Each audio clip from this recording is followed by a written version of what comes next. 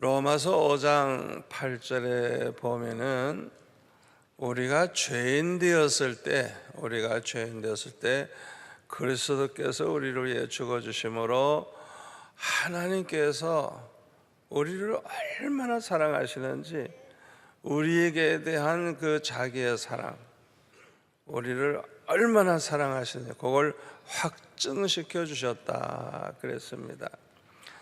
그리고 10절에 넘어가서 보면은 우리가 원수 되었을 때 그의 아들의 죽으심으로 말미암아 하나님과 화목하게 되었다 그랬습니다. 이 원수라고 하는 것, 이것은 아주 관계가 가장 나쁜 그런 상태에 있는 걸 말합니다. 우리는 죄 때문에 죽어 마땅하고 원수가 됐으니 이거는 뭐 희망이 없죠. 하나님과 제일 관계가 안 좋은 그런 상태에 이제 빠져 있었던 죄인들입니다. 대부분의 사람들은 원수를 미워하고 싫어하죠. 그냥 원수는 저건 다 죽어야 돼. 저런 것들은 다 망해야 돼. 그냥 원수에 대해서는 누구나 다 아주 증오심을 가지고 있죠. 그리고 악한 사람은 자기가 직접 그냥 원수를 보복하려고 그러죠. 그런데 우리 주님은 원수 되었던 우리를 위해서 죽어 주셨다는 것입니다. 원수가 죄로 말미암아 멸망할 수밖에 없는데 우리의 죄를 대속하시려고 십자가에 못 박혀 죽으신 것입니다. 그래서 하나님과 우리의 사이를 화목되게 해 주셨다고 하는 것입니다. 저와 여러분은 이렇게 하나님의 크신 사랑을 받았습니다. 그런데 오늘 본문에 보니까 사도 바울은 여기에 대해서 11절 12절에 보니까 이렇게 말했어요. 그러므로 생각하라. 너희는 그때 육체로는 이방인이요 손으로 육체에 행한 할례를 받은 무리라 칭하는 자들로부터 할례를 받지 아니한 무리라 칭함을 받는 자들이라. 그때 너희는 그리스도 밖에 있었고 이스라엘 나라 밖에 사람이라. 약속의 언약들에 대하여는 외인이요 세상에서 소망이 없고 하나님도 없는 자였다 그랬습니다. 우리는 하나님과 단절되었다는 거예요. 생명의 근원이신 하나님과 단절이 되어 있었어요. 축복의 근원 되신 하나님과 완전히 단절된 그런 상태에 있었다고 하는 것입니다. 이 세상에서 이보다도 불행한 일이 어디 있겠어요? 하나님 없이 살다가 하나님 없이 죽어서 영원한 지옥불에 들어가는 인간, 세상에 이보다 더 불행한 인간이 어디 있겠습니까? 그뿐만 아니라 사람과 사람 사이에서도 단절되어 있었다는 것입니다. 선악과를 따먹은 이후에 이 아담과 하와가 부부싸움 세게 했을 거예요. 그렇죠? 성경에는 기록 안 됐지만은 아이고 아담이 하와를 좋아할 때는 언제고 하나님이 내게 주셔서 함께 살게 한 저 여자가 나한테 줘서 먹었다. 결국은 자기는 죄가 없고 하와만 죄가 있어서 마치 죽어야 될 사람인 것처럼 그렇게 얌체 같은 얘기를 했어요. 아마 그때부터 여자들이 남편에 대한 아마 앙심을 품고 사는 것 같아요. 두고 봐라. 가인과 아벨, 아이고 세상에 사람도 별로 없는 그때에 아니 그 아담과 가인과 아벨 사이가 얼마나 원수가 돼가지고 때려 죽이고 말잖아요. 유대인과 이방인 사이에, 신자와 불신자 사이에, 배운 사람과 배우지 못한 사이에, 재산이 있는 사람과 없는 사람 사이에, 지위가 있는 사람과 없는 사람 사이에, 유색인종과 백인들 사이에 이렇게 단절이 되어 있었습니다. 사도 바울 당시에는 유대인들이 이방인들을 아주 멸시천대했다고 합니다. 그래서 그들을 향해서 저것들은 무할례당이야, 할례도 받지 못한 인간이야, 이 말이 뭐냐 하면 저놈들은 그냥 개와 같은 놈들이야, 그런 쌍소리와 같다고 합니다. 이방인들을 지옥의 땔감이라고도 말을 했다 그래요. 뱀을 잡고도 머리를 박살내듯이 이방인들은 다 죽여버려야 된다, 이런 말을 하고, 또 이방인과 결혼을 누가 하면 그 집에서 장례식을 했대요. 이방인과 결혼한 그 식구는 그건 죽은 인간, 그건 우리 집안에서는 이제 없다, 죽은 인간이다 해서 아예 장례식을 치렀대요. 그렇게 유대인과 이방인 사이에는 단절이 되어 있었던 것입니다. 그뿐만 아니라 12절에 보면은 그때의 너희는 그리스도 밖의 사람이었고 이스라엘 나라 밖의 사람이라. 약속의 언약들에 대하여는 외인이요 세상에서 소망이 없고 하나님도 없는 자였더니. 그리스도 밖에 있었다. 다시 말하면 그리스도 없이 그리스도 밖에서 살았었다는 것입니다. 또 이스라엘 나라 밖의 사람이라. 하나님의 선민, 이스라엘 민족, 이 하나님의 선민과는 상관이 없는 사람이었다는 거예요. 또 약속의 언약들에 대하여는 외인이요. 이 약속의 언약, 하나님의 그 택한 백성들은 약속, 축복의 약속을 많이 받았어요. 구원의 약속, 성령의 약속, 축복의 약속, 또 영생의 약속, 이런 약속을 받았는데 우리는 이 약속이 전혀 하나도 없는 그런 자였다는 것입니다. 네 번째로는 소망이 없고. 여러분, 희망과 소망이 뭐가 다르죠? 희망은 아무런 보장이 없어요. 그냥 자기가 바라는 거예요. 아, 내가 이렇게 됐으면 좋겠다. 아이고, 내일부터는 좀 장사가 잘 됐으면 좋겠다. 아이고, 우리 아이들이 잘 됐으면 좋겠다. 그 자기가 바라는 게 희망이에요.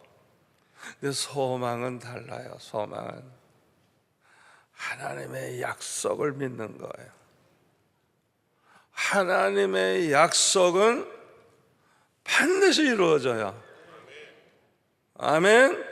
하나님께서 우리에게 약속하신 말씀들은 반드시 이루어지기 때문에 과거에도 이루어졌고 지금도 이루어지고 있고 앞으로도 이루어지고 있기 때문에 그 하나님의 전지전능하심과 신실하심을 믿는 우리 성도들은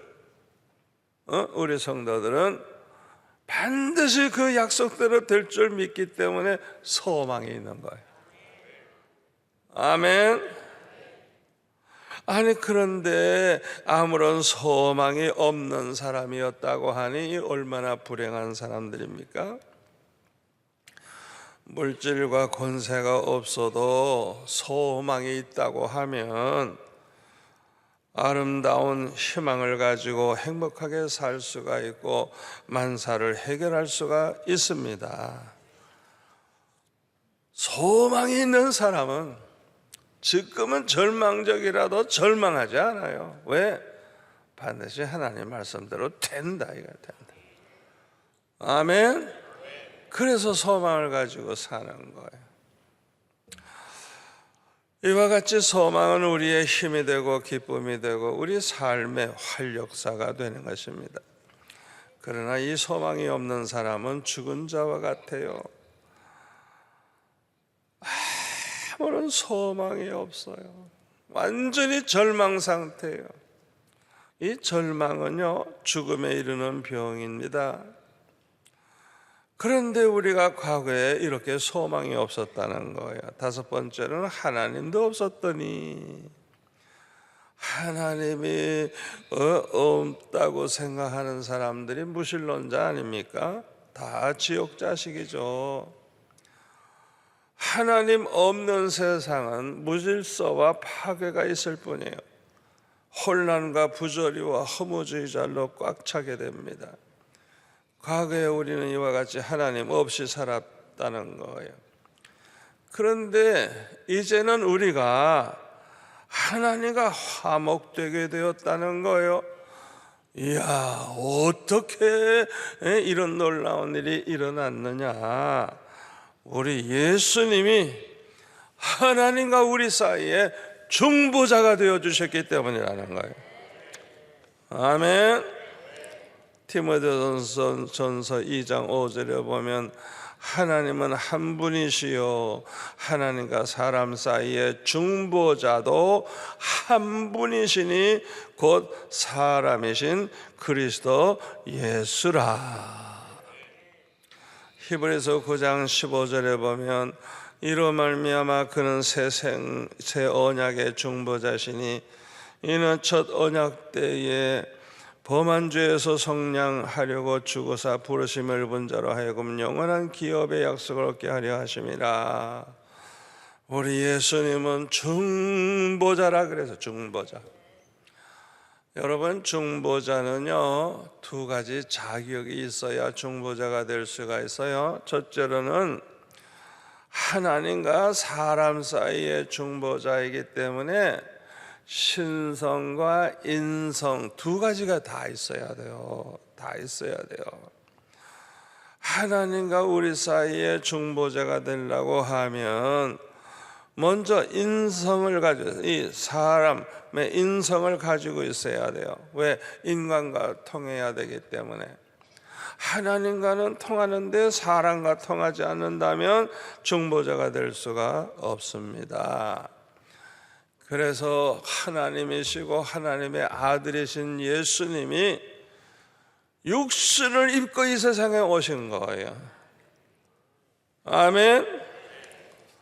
요한복음 1장 14절에 뭐라 그랬어요? 말씀이 육신이 되어 우리 가운데 거하심에 우리가 그의 영광을 보니 아버지의 독생자의 영광이요 은혜와 진리가 충만하더라 그랬어요.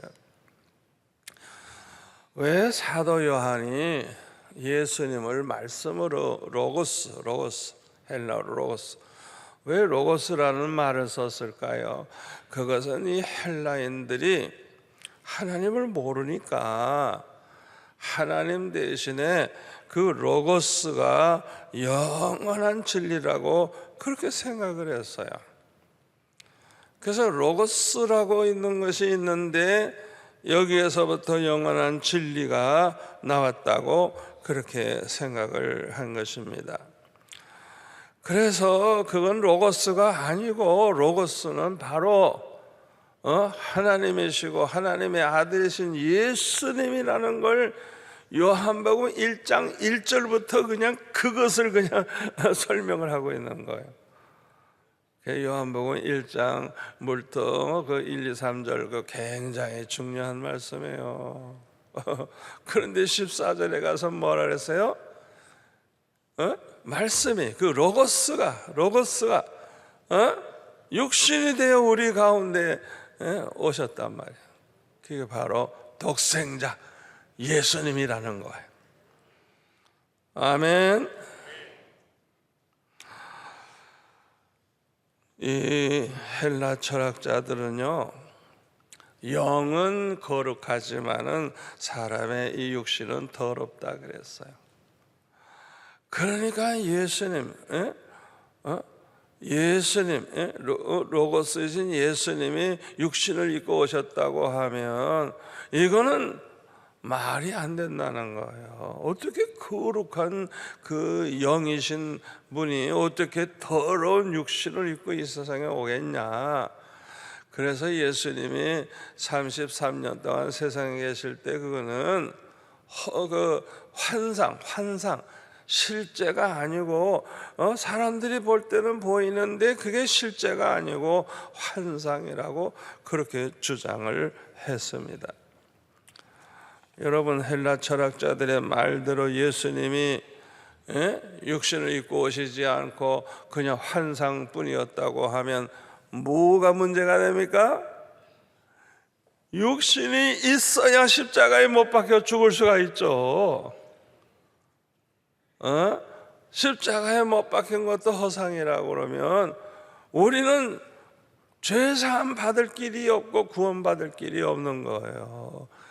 그러니까 이 헬라 철학자들의 그 영지주의라고 그래요. 그노시스즘이라고 하는데 이건 아주 그냥 대이단이에요. 대이단. 아주 그냥 예수님의 이 구원을 부인하게 되는 아주 큰 이단인 것입니다. 그래서 요한일서 4장 1절부터 보면은 사도 요한이 이렇게 말합니다. 사랑하는 자들아, 영을 다 믿지 말고 오직 영들이 하나님께 속하였나 분별하라. 많은 거짓 선지자가 세상에 나왔습니다. 이로써 너희가 하나님의 영을 알지니 곧 예수 그리스도께서 다 같이요 육체로 오신 것을 시인하는 영마다 하나님께 속한 것이요 예수를 시인하지 아니하는 영마다 하나님께 속한 것이 아니니 이것이 곧 적그리스도의 영이니라. 오리라 한 말을 너희가 들었거니와 지금 벌써 세상에 있느니라. 이야, 참 예수님 십자가 지시고 부활하시고 승천하신 이후에 얼마 되지 아니해가지고 벌써 이런 대이단이 그냥 그 당시에 나왔다는 거예요. 여러분, 예수님이 왜 육신을 입고 오셨는지 아셨죠? 중보자가 되기 위해서. 아멘. 하나님이신 주님이 왜 육신을 입고 오셨냐? 중보자는 신성과 인성 두 가지를 다 가지고 있어야 되기 때문이라 이거예요. 중보자는 신성을 또 가지고 있어야 돼요. 왜냐하면 중보자는 하나님과 통해야 되기 때문에 그렇습니다. 사람과는 통하는데 하나님과 통하지 못한다면 중보자가 될 수가 없어요.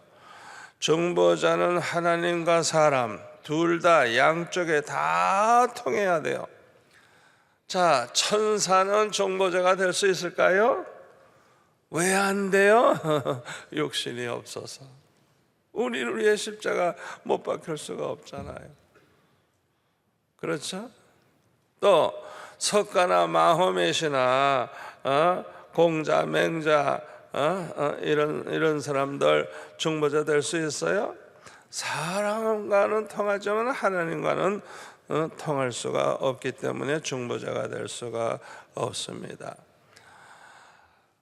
그러므로 중보자는 반드시 신성과 인성이 있어야 하는데 이 세상에는 이 두 가지를 가진 사람이 없어요.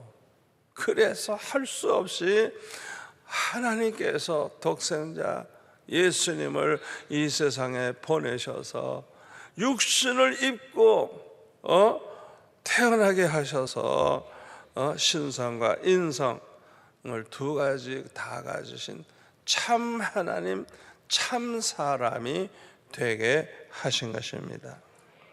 그래서 하나님과도 통하고 사람과도 통할 수 있게 하셨던 것입니다. 그러므로 예수님만이 중보자이십니다. 중보자의 두 번째 자격은 죄가 없어야 돼요. 죄 있는 인간은요, 자기 죄로 다 심판받아 멸망한 인간이 무슨 중보 역할을 하겠어요? 석가모니, 공자, 맹자, 마허메 다 죄인들이기 때문에 중보자가 될 수가 없어요. 아담의 피를 물려받은 모든 인간은요, 타락의 속성을 가지고 태어나기 때문에 누구나 다 내버려둬도 죄를 범하게 돼 있어요. 죄를 범하게 돼 있어요. 금방 태어났다 죽은 아이라도 죄 많은 남녀 사이에 태어났다면 그 애도 아예 그냥 죄성을 가지고 태어나는 거예요. 시편 51편 5절에 보면 내가 죄악 중에 출생하였으며 모친이 죄 중에 나를 잉태하였나이다. 로마서 3장 10절에 보면 의인은 없나니 하나도 없고 하나도 없어. 전도서 7장 20절 선을 행하고 죄를 범하지 아니하는 의인은 세상에 없으되 아주 없도다. 선한 일만 하고 죄를 범하지 아니하는 인간이 이 세상에 하나도 없대요. 우리 예수님도 요셉과 마리아 사이에서 태어났다면 역시 죄인일 수밖에 없어요. 그래서 예수님은 요셉과 마리아가 결혼하기 전에 합방하기 전에 동정녀의 몸, 처녀 몸, 그 몸 안에 잉태되셔서 오셨던 것입니다. 이렇게 될 것을 창세기 3장 15절에 보면 일찌감치 예언을 하고 있어요.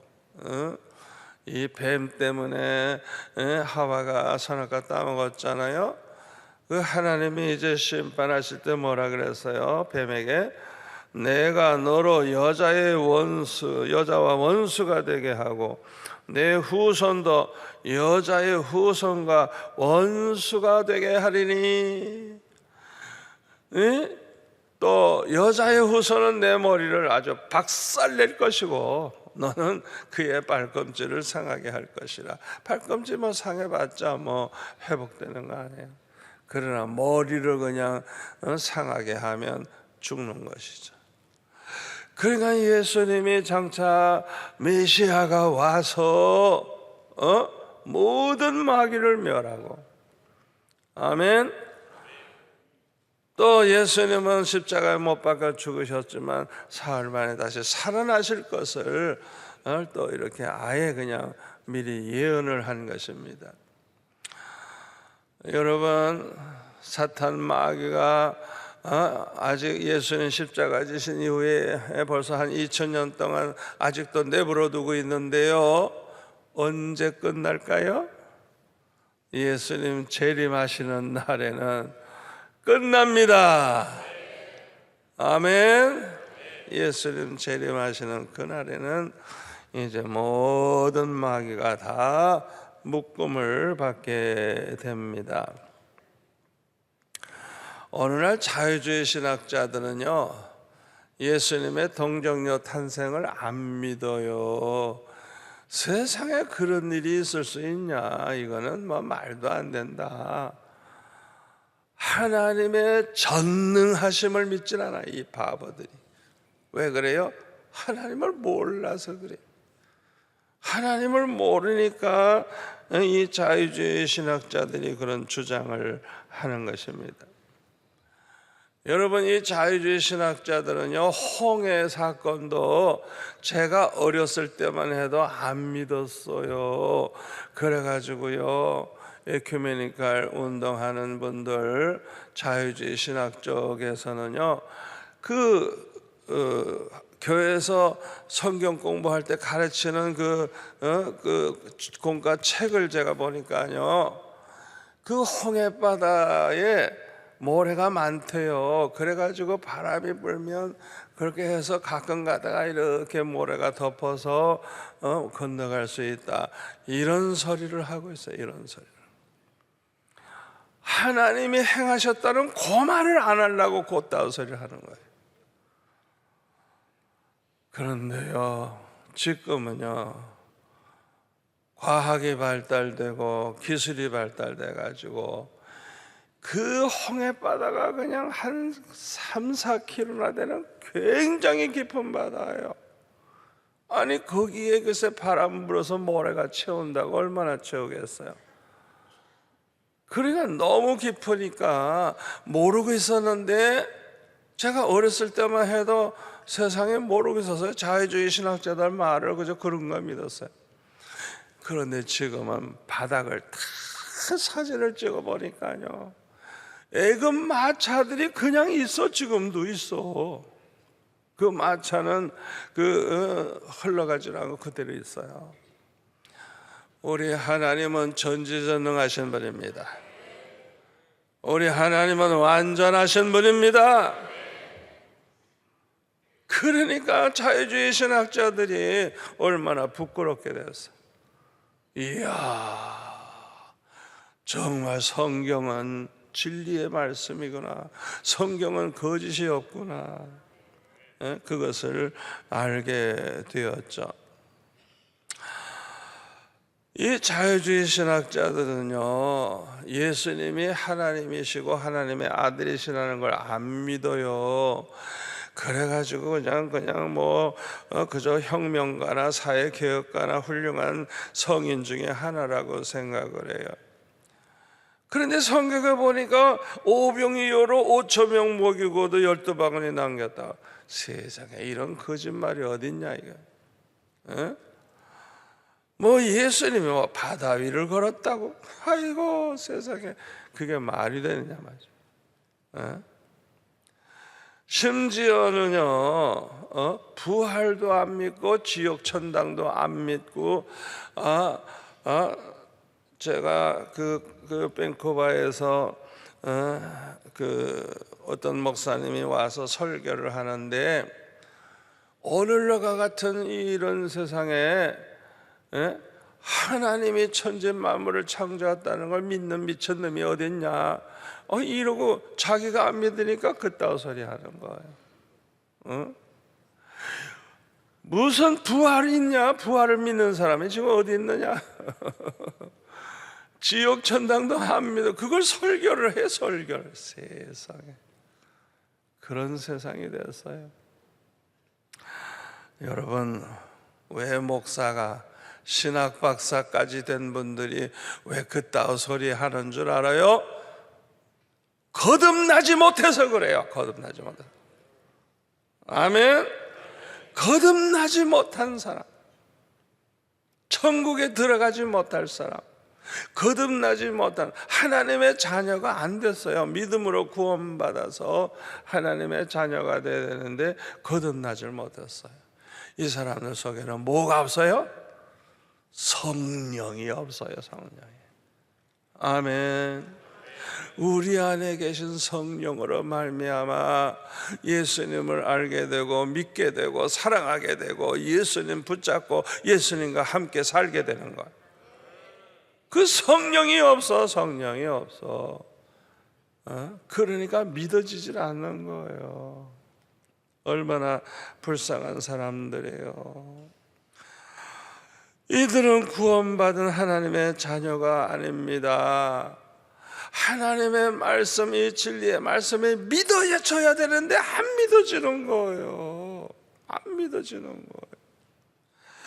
그러니까 이 사람들은 참 크리스찬이라고 할 수가 없습니다.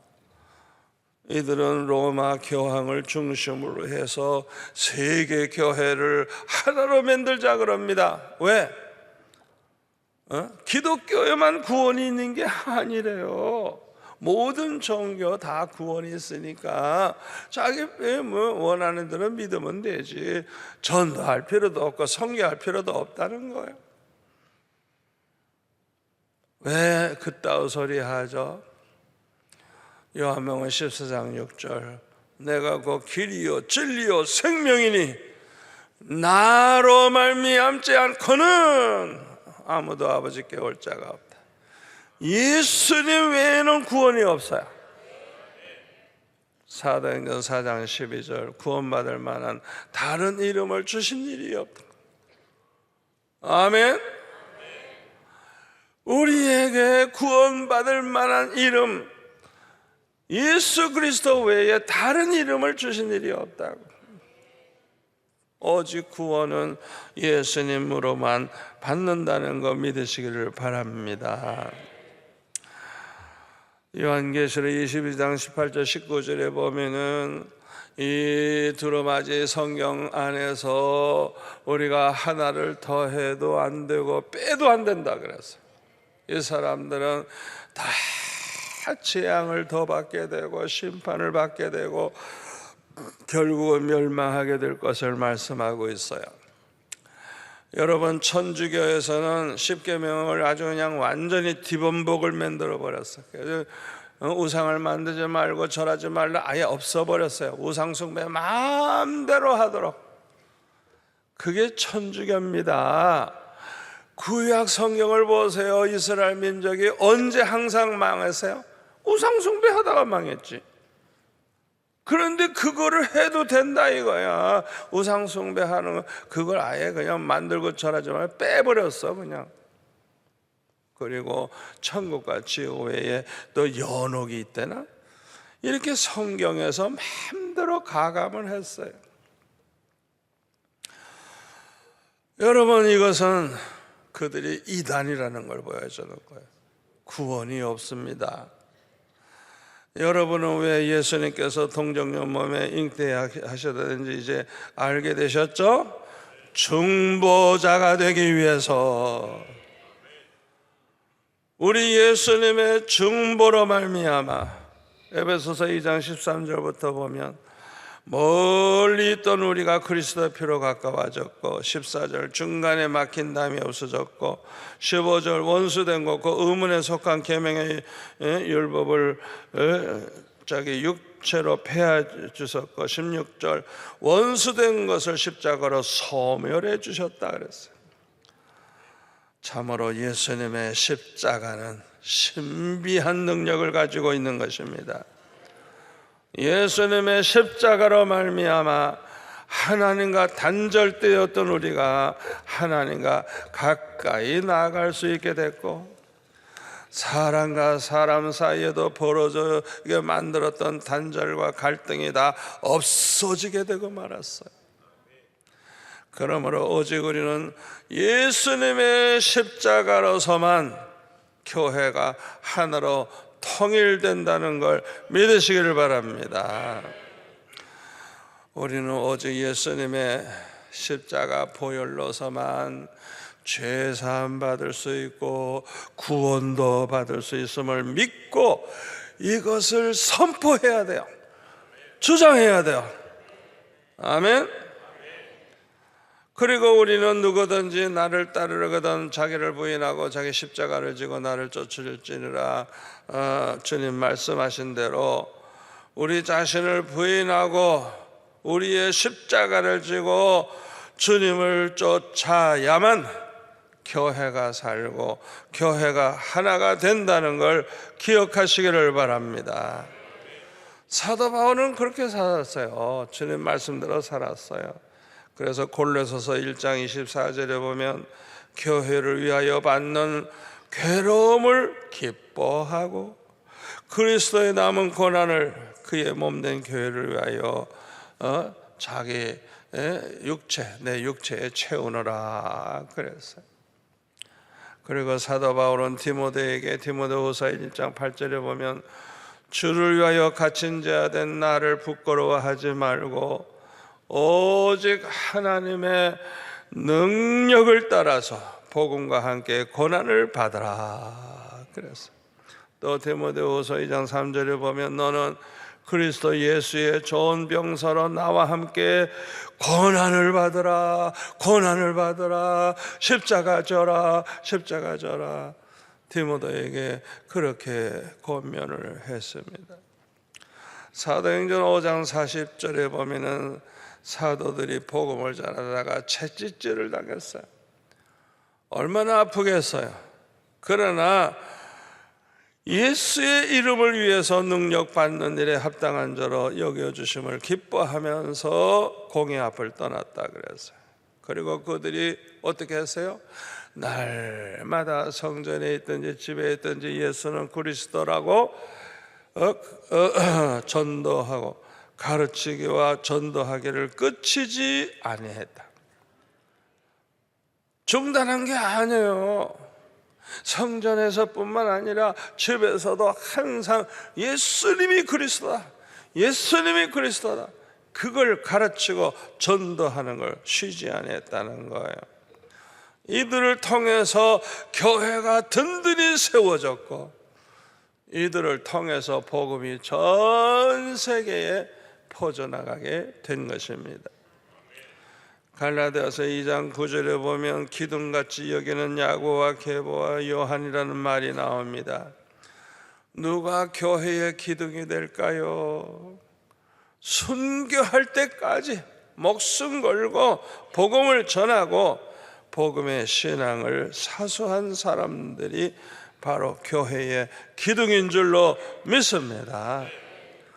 여러분, 교회가 힘 있는 교회, 실력 있는 교회, 아무리 환난이 오고 뭐 어떤 일이 와도 흔들리지 않는 그런 교회가 되려고 하면 이 기둥과 같은 그런 성도가 많아야 될 줄 믿습니다.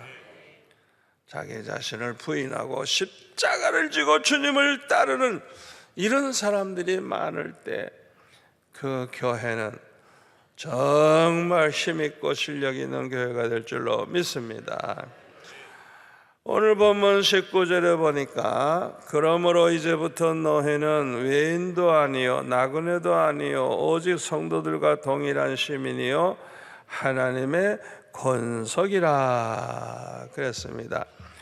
한마디로 말해서 예수님께서 십자가를 지심으로 하나님과 우리 사이의 중보 역할을 잘해가지고 화목하게 해주신 이후에 어떤 변화가 일어났느냐, 우리가 하나님의 집에 한 가족이 됐다는 거예요. 아멘. 한 하나님을 아버지로 모시고 하나님의 한 가족이 되었다는 것입니다. 전에는 유대인과 이방인 사이에 간격이 있었지만은 이제는 예수 그리스도로 말미암아 그 장벽이 다 없어졌어요. 모두가 다 성도들과 동일한 시민이 되었고 하나님의 권속이 된 것입니다. 미국에 그 레코드를 통해서 전도하는 단체가 있는데 지금까지 3,109방언으로 레코드를 만들어서 전 세계 각처에 보냈다고 합니다. 그러니까 이 세상에는 많은 종족이 있는 거예요. 이 언어가 달라. 그래서 할 수 없이 그 나라 말로 복음을 들어야 되니까 이제 그걸 레코드를 만들어 가지고 그렇게 이제 보내줘서 전도를 했다고 하는 것입니다. 이렇게 종족도 다르고 말도 다르고 피부 색깔도 다르고 음식도 다르고 의복도 다르지만은 예수 믿는 사람들에게는 공통점이 있어요. 몸이 하나입니다. 이들 모두가 다 그리스도의 몸된 교회에 속해 있습니다. 신령한 하나님의 교회는 하나예요, 하나. 아멘. 성령이 한 분이시고 부르심을 입은 소망도 하나고 한 하늘나라에 대한 소망을 가지고 신앙생활을 하고 있는 거예요. 주님도 하나요. 한 구주 예수 그리스도로 말미암아 구원받았어요. 믿음도 하나요. 세례도 하나요. 우리는 누구나 다 성부, 성자, 성령의 이름으로 세례를 받죠. 하나님도 한 분이시고 우리는 한 하나님을 섬기고 있는 거예요.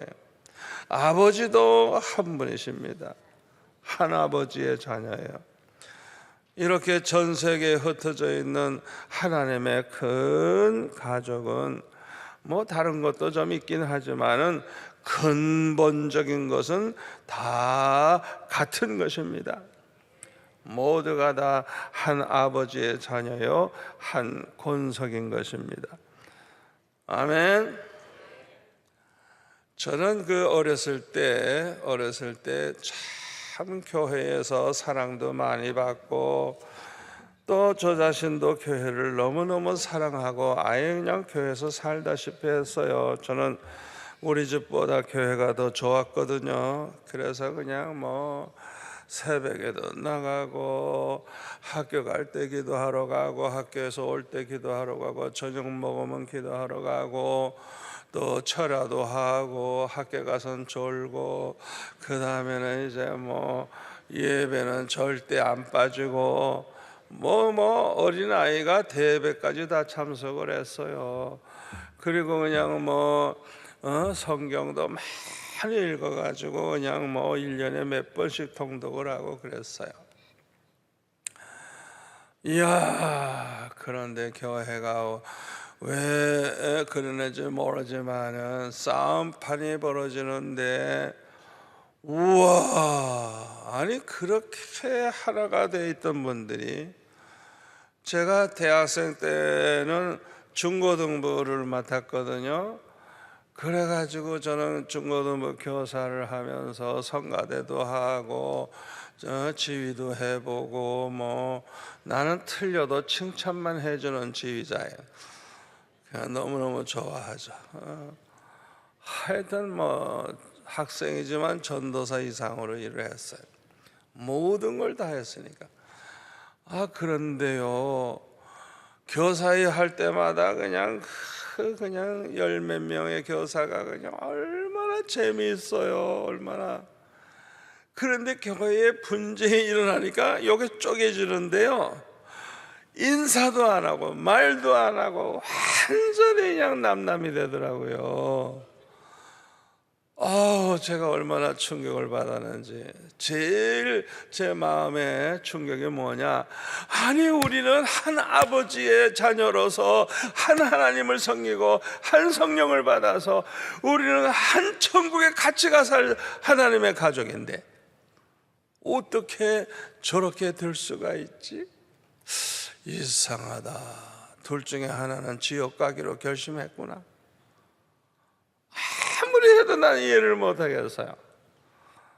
와, 이런 일이 노회, 총회에서도 벌어지는 걸 보면 이상하다. 저분들이 천국 안 가기로 작정했나? 여러분, 사람마다 다 허물이 있고 부족하지만은 우리는 한 하나님의 자녀입니다. 한 가족입니다. 아멘. 하나님의 신령한 교회에 우리는 똑같은 지체입니다. 아멘. 지금은 전 세계에 이런 성도들이 흩어져 있지만은 앞으로 한 자리에 모일 때가 옵니다. 요한계시록 7장 9절부터 보면은, 이일 후에 내가 보니 각 나라와 족속과 백성과 방언에서 아무도 능히 셀 수 없는 큰 무리가 나와 흰 옷을 입고 손에 종려 가지를 들고 보좌 앞과 어린 양 앞에 서서 큰 소리로 외쳐 이르되, 구원하심의 보좌에 앉으신 우리 하나님과 어린 양에게 있도다 하니, 모든 천사가, 이야 어마어마하겠죠. 모든 천사가 보좌와 장로들과 네 생물의 주위에 있다가 보좌 앞에 엎드려 얼굴을 대하고 하나님께 경배하여 이르되, 아멘. 찬송과 영광과 지혜와 감사와 존귀와 권능과 힘이 우리 하나님께 세세토록 있을지어다. 아멘. 우리 성도들이 다 한자리에 모일 날이 와요. 모두가 다 구원받은 우리 성도들은 예수님의 십자가로 죄사함 받았기 때문에 깨끗한 흰옷을 입고 모이게 됩니다. 모여서 우리가 함께 찬양하는 거예요. 구원하심이 보좌에 앉으신 우리 하나님과 어린 양에게 있도다. 아멘. 찬송과 영광과 지혜와 감사와 존귀와 권능과 힘이 우리 하나님께 세세토록 있을지어다. 아멘 하면서 우리가 함께 찬양할 날이 오는 것입니다. 중보자이신 예수님의 십자가 보혈로 말미암아 저와 여러분 모두가 다 한 권속이 된 것입니다. 아멘. 그 다음에 20절 21절에 보니까 너희는 사도들과 선지자들의 터 위에 세우심을 입은 자라. 그리스도 예수께서 친히 모퉁이 돌이 되셨느니라.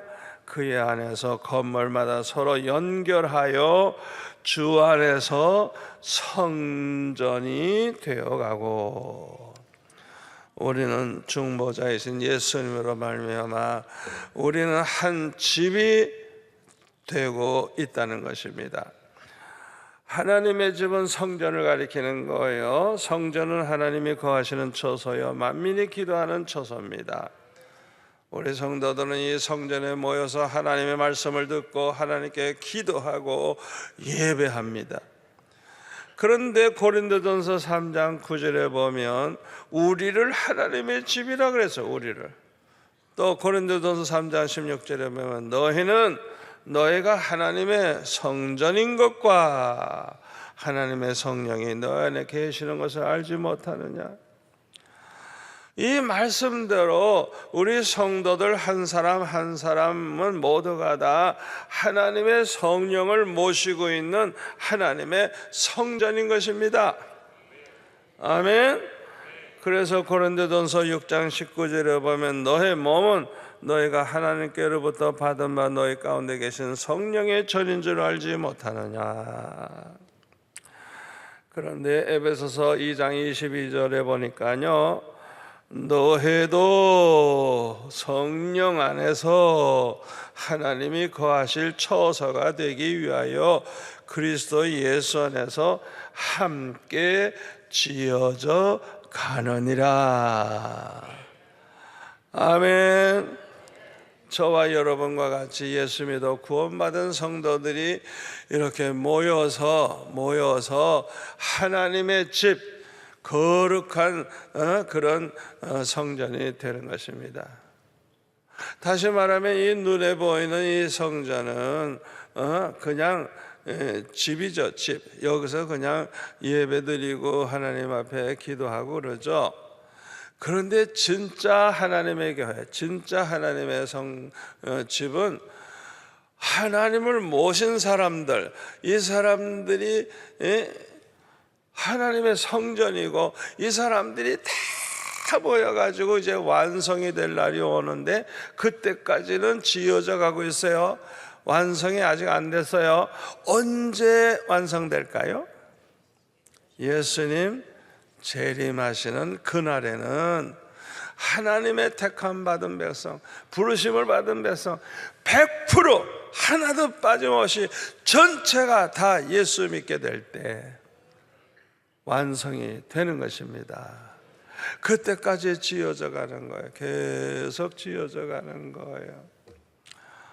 저와 여러분은 중보자이신 예수님 때문에 구원받았고 죄사함 받았고 원수 되었던 우리가 하나님과 화목되게 되었고, 우리는 모두가 다 하나님의 한 가족입니다. 또 우리는 한 집입니다. 하나님이 계시는 하나님의 집, 개인이 그렇고 우리 모두가 다 그렇게 되는 거예요. 끝까지 이 말씀 붙잡고 승리하시기를 축원합니다. 기도하겠습니다. 아버지 하나님 감사합니다. 오늘 너무나도 중요한 이렇게 말씀의 비밀을 공부하게 하시니 감사합니다. 예수님만이 우리의 중보자요, 예수님만이 메시아요, 예수님만이 우리의 구세주임을 확실히 믿고 언제나 주 안에서 하나가 되고 주 안에서 언제나 하나님을 기쁘시게 하는 하나님의 백성 되게 하여 주옵소서. 예수님의 이름으로 기도합나이다. 아멘.